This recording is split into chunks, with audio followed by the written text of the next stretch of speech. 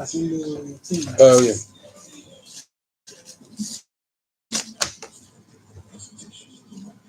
The time is 2 o'clock. Good afternoon. We bring you news across Nigeria.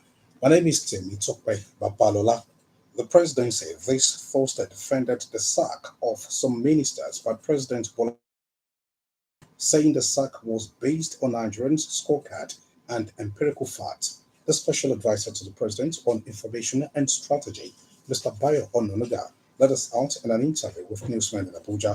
According to Mr. Ononuga, his counterpart on policy and coordination, Mrs. Bala Osman, was assigned to oversee a performance appraisal which involved gathering public feedback on the minister's works.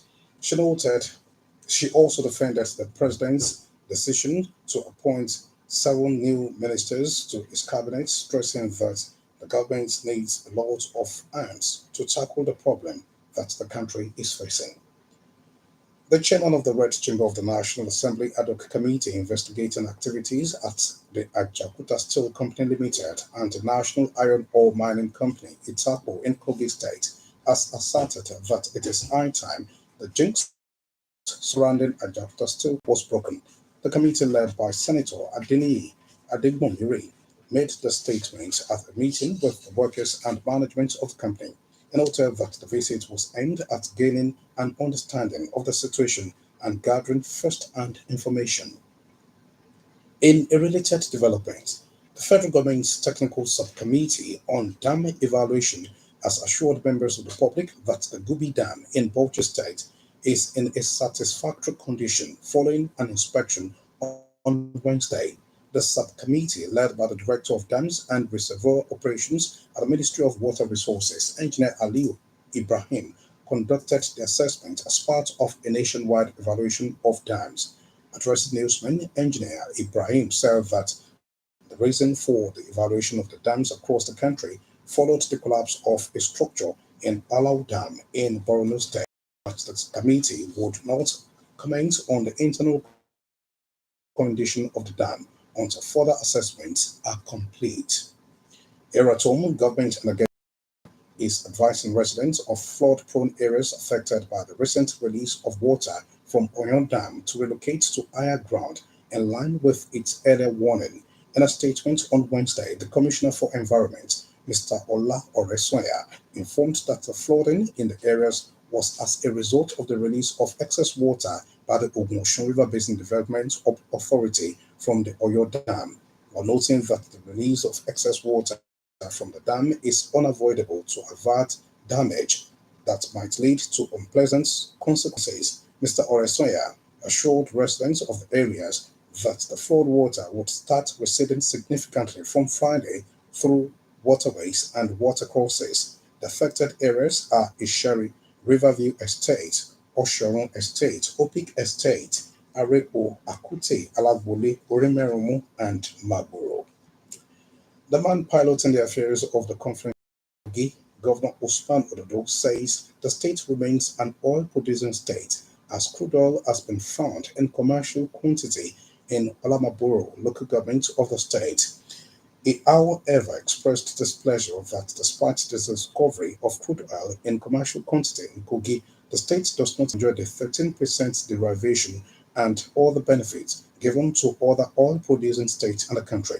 Governor Dodo stated this when he visited the Minister of Petroleum Resources, Senator Heineken Lokobiri, at his office this Thursday in Abuja. He called for the support of the ministry in Kogi's bid to plug into the Northern Front Line exploration oil drilling bid. The nation's anti-graft agency, the EFCC, has sought the adjournment of hearing in its fresh charge against the immediate past governor state, Alhaji Yahya Bello, and 2 others to November 14, 2024.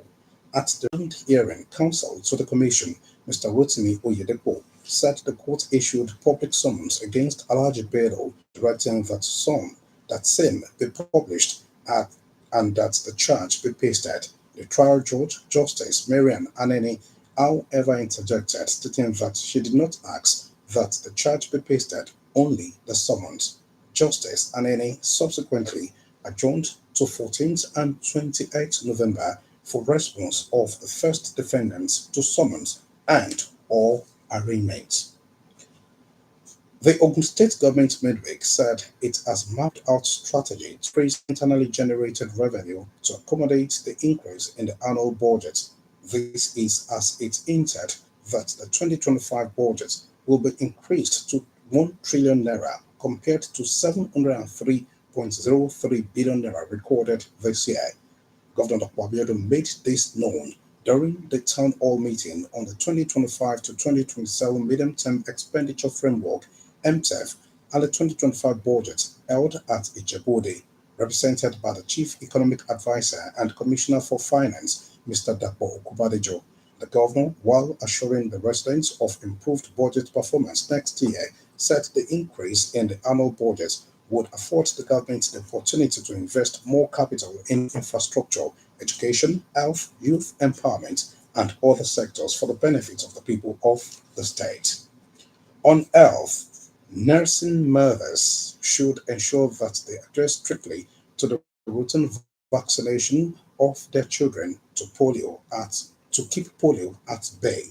This is to ensure that Nigeria remained polio-free as it has been certified in 2020.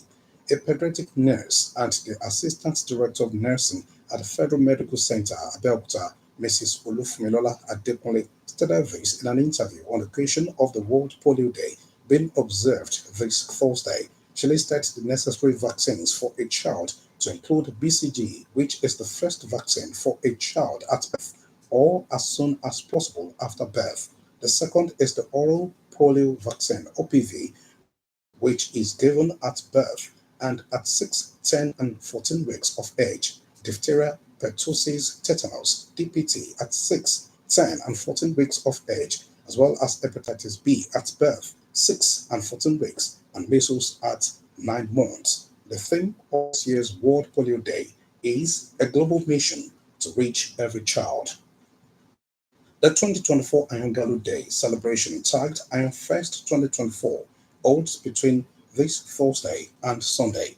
A statement by the Ijesha-Ijebu Community Development Association has it that the grand finale will hold on Saturday at St. Jude's Primary School field on Ilishon Agowe Road off Shagamu Ijebu Expressway.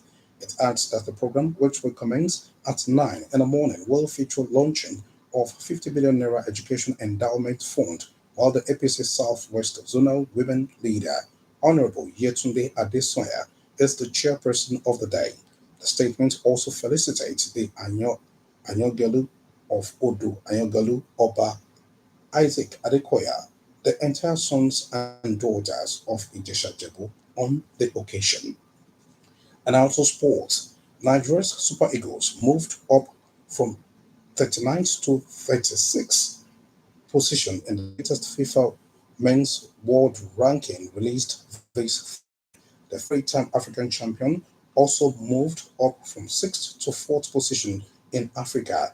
The Eagles are behind Morocco, who are Africa's ranked team, in the 13th place in the world. Senegal 28th and Egypt on 38th position.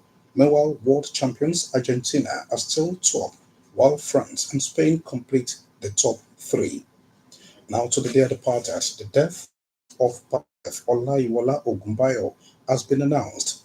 Pa Joseph Ogunbayo joined the Saints Triumphant on 23rd of October 2024 at the age of 78 at his residence, Sabo Papa in Abeokuta, according to a statement by Lady Augustine Oparinde on behalf of the family of the deceased.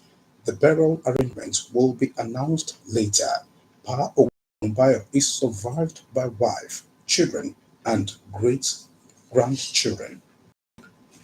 That was the news across Nigeria on OGBC 9.5 FM, packaged by Elizabeth Kufuriji. For exclusive programs and the latest news updates, visit our website at www.ogunradio.ng. Follow us on Facebook at Ogun Radio Belkuta and